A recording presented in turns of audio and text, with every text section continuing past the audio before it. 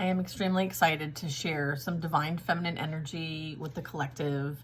I'm using the Divine Feminine deck. I love this deck. It really highlights all the energies that have contributed to humanity, okay? And the one I'm going to start with is the Prophetess of True Power. And this energy, Thecla, is a strong feminine energy, okay? One that is known for calling back her power, okay? I call my power back from all times and all places. I am my own. Okay, so we're going to learn a little bit about this beautiful energy here. Thecla represents the ability to call back all of our power. The acts of Paul and Thecla date back to 2nd century. Through some scholars believe its Greek composition could be from as early as 70 CE. It relates to a young woman's call to a life of teaching and healing in the Christ movement in Asia Minor, which is current-day Turkey. Thecla was the daughter of Theoclia. At age 17, she overhears Paul teaching about Christ. She stays rooted in place at her window for 3 days so she won't miss a word. So there must have been some interesting for her to sit at a window for 3 days straight. I feel like this was heavily involving her. All right, her mother had arranged, oh, here you go. Her mother had arranged for her to be married, okay? So when Thecla feels called to begin her own ministry, she is sentenced to burn for refusing to be a bride. Just as the flames are surrounding her, though, she makes the sign of the cross, and a huge storm puts the fire out. She finds Paul, cuts her hair short, and tells him, "Only give me the seal of Christ, and no trial would touch me." He suggests that she isn't ready for baptism yet. Shortly after, a president of the Council of Syria tries to take Thecla in the streets to be his bride. She tears off his cloak and takes the crown from his head and publicly shames him for trying to take her without consent. She is then sentenced to death by wild beasts. In the arena, all the women protest judgment of Thecla, proclaiming her innocence.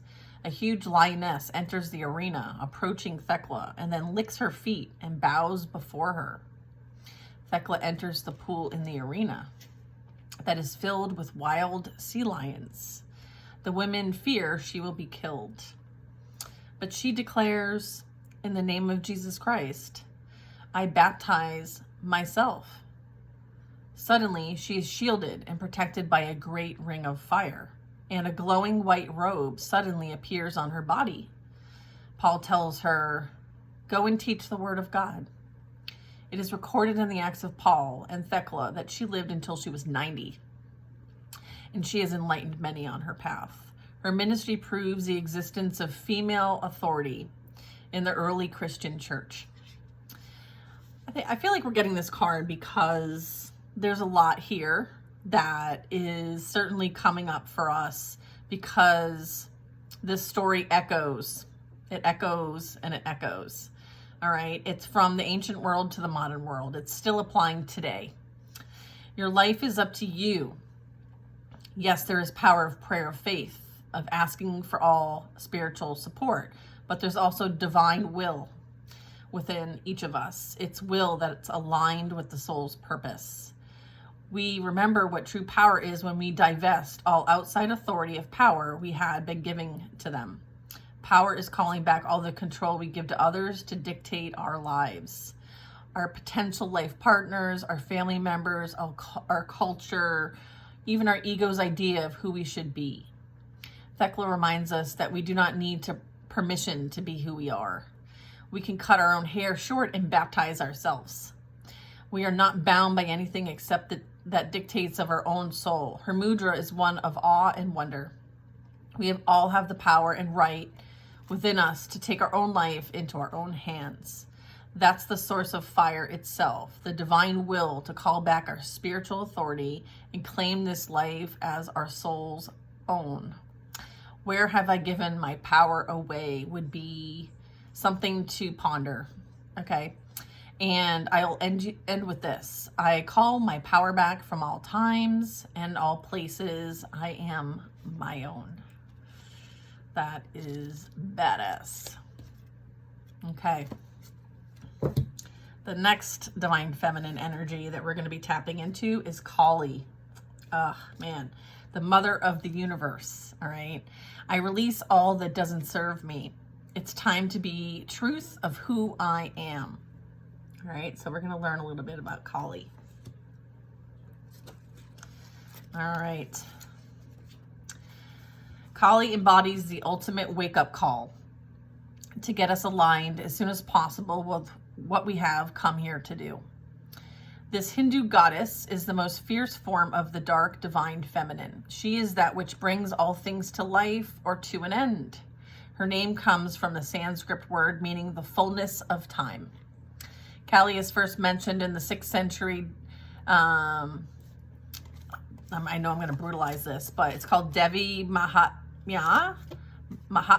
When the goddess Durga is threatened by 2 demons, Kali emerges from the rage furrowed in Durga's forehead and slays all the demons with ease.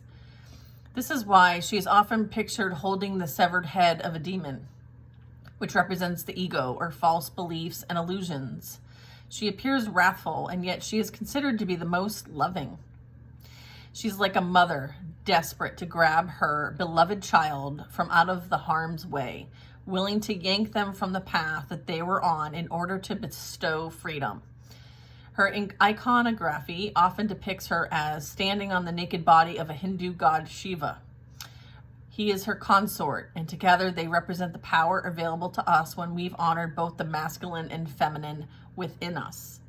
And Kali is the feminine that's called on when the masculine has gone out of balance within us and in the world.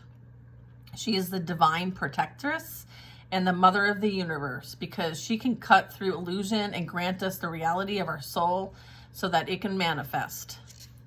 When we get the Kali card, it says subtle as a sledgehammer. I was going to say, like, Kali is a force to be reckoned with, all right? Sledgehammer is a great depiction, okay, of that energy. She shows up to strip us of what no longer serves us, okay? And that sounds good in theory, right? It sounds good. It sounds great in theory. But have you ever had to deal with this? This is insane. But in practice, it can feel as if the ground beneath us has turned to sand and you are like sinking in that quicksand. All those illusions about ourselves, especially what we think we're capable of, suddenly dissolves beneath us, right? When Kali sweeps in, we can easily slip into feeling like a victim. It can feel as though events are happening to us rather than for us. Kali doesn't want us to waste another precious second being someone we are not. She doesn't want us to be with a partner who doesn't treat us with respect and love. We need to do the light work we've come here to do. Kali wants to sever the ties our ego has made out of fear or out of the false belief that we don't deserve better or more. She wants us to get terrifyingly real. She wants us to reckon with the fact that we are not here to please others or to make them proud. We are here to listen to the singular call of our own soul. Kali is the harbinger of having entered Kairos, which is soul time. And stripping the ego to reveal the soul can feel raw and often heartbreaking. But ultimately, Kali has come out of fierce love for the truth of who we really are. She is giving us the opportunity to choose again, to start over, and this time from a place of tremendous wisdom and strength. Our vulnerability. She lets us begin again from the bare bones truth of who we are. What is falling away from my life right now that no longer serves me? So maybe paying attention to things that are kind of falling to the wayside that are no longer serving you. Like, especially if you haven't heard from people in a really long time, you know, maybe let them come to you instead of you maybe reaching out to them. Maybe there's a bit of like assessing the situation and letting people do what they need to do, and you do you, boo. I release all that doesn't serve me. It's time to be the truth of who I am. Thank you to the Mother of Universe. Kali. All right, so the next one we're going to be talking about is the diamond-hearted Dakini. I know, I'm learning too. All right, so she is Mashig Labdron. Takes the dark and transmutes it into only more light. I see the light in my own darkness. I face my ego beliefs to feel free. Okay, Tibetan Buddhists believe that Yeshe Tsogyal was reborn as Mashig Labdron. If I am brutalizing these names and I offend you, my apologies. And that both were incarnations of the female Buddha, Vareshagini. I'm terrible at reading this. Mashig's mother had an auspicious dream right before giving birth. 7 Dakinis poured water over her body, blessing her, purifying her, and prophetically relating that this little baby girl would also be a Dakini. As a young woman, Mashig made a living by reading the Prana Paramita Sutra, or the Heart Sutra, which is most beloved wisdom text, okay? In Mahayana Buddhism, people considered it a great blessing to have it read in their homes. After leaving a monastic order, Mashig married and lived what is referred to as the red and white essence of mystical union. She practiced tantric union with her husband while raising a family together. Her son became one of her greatest successors. She developed the tantric Buddhist practice of Shod. These teachings were the first Buddhist teachings to emerge in Tibet. Shod is referring to as the cutting off ritual. A demon, according to Mashig, is anything that obstructs the achievement of freedom. Demons then are ego beliefs, not scary, hairy beasts, but inner barriers that keep us from realizing the nature of reality. The Shod practitioner visualizes their demon and then mentally cuts off parts of their own body as an offering to the demon. Mashig holds a traditional Tibetan Shod drum, a damaru, in one hand and a bell, a ganta, in the other. Mashig, like Yeshe Tsogyal, lived until she was 99, and then according to Tibetan Buddhists, she reincarnated as Lama Tsultrim Alyon, an American Buddhist teacher. Alyon explains her book, Feeding Your Demon, that Shod is a method of bringing our shadow into consciousness and accessing the treasures it holds rather than repressing it. This powerful, unbroken lineage of female transmission reveals to us that enlightenment is about making the darkness conscious. So this is like bringing it to light. This perspective that was shared is an enlightened one from an enlightened female. She knew that the difference between a god and a demon had to do with our own reaction to them. Those who cause us pain, she explained, also teach us patience, whereas those who bring gifts can distract us from our spiritual paths. No one and no single situation has the power to derail us. That is, unless we let it. The power rests within us. The spiritual path for Mashig was to become intimate with her inner demons. Those thoughts or beliefs that kept her from experiencing joy, bliss, and pure love. The darkness within us isn't actually dark. It often feels threatening because some aspect of our intuition knows that when we face it, we will reclaim a lost part of our souls. We will find and heal. We will become more whole, and that, ironically, can be terrifying. We get so used to functioning with only one wing. Think about that for a second.